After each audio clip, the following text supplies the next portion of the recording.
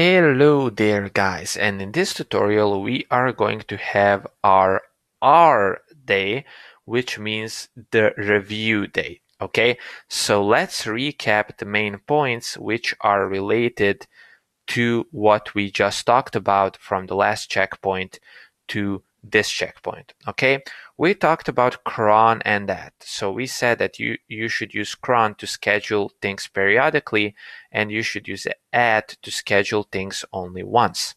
We also said that every single computer in a computer network has an IP address through which it can be addressed. The IP command, which is just basically lowercase ip, is used to see information about your network interfaces. You can use the ping command right here. I'm just writing it. I'm not going to be executing any of these commands in the terminal because we are just reviewing these things.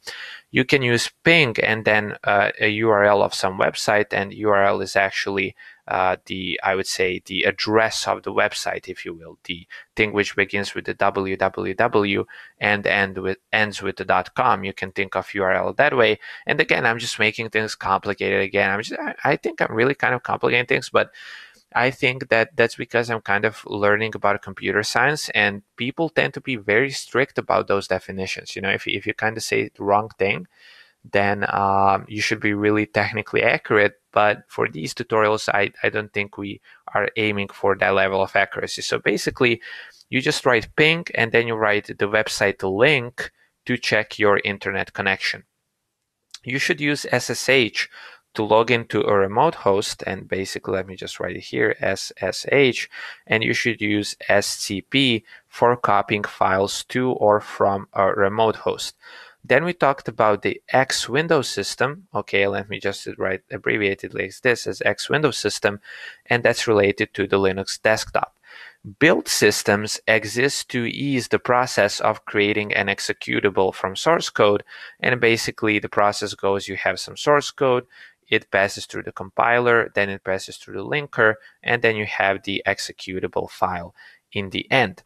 And to build something from source code, you do the following. You download the folder with the source code, then you run configure, and it is written a dot and a /, then you run configure,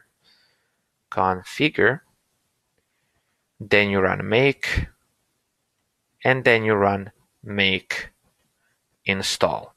Okay, and actually make is a build system which manages this process so that the linker doesn't have to deal with a lot of dependencies, and it basically makes sure that everything is working properly. Okay, so this is basically it, guys. I hope you refreshed your memory.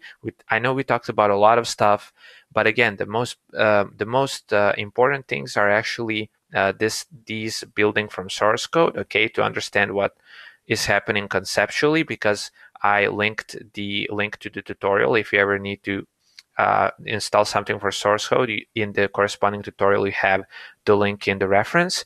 And just kind of understanding these basic network commands, especially ping. Like if you will ever have some network issues, you can just run ping and see what percentage is your packet loss at.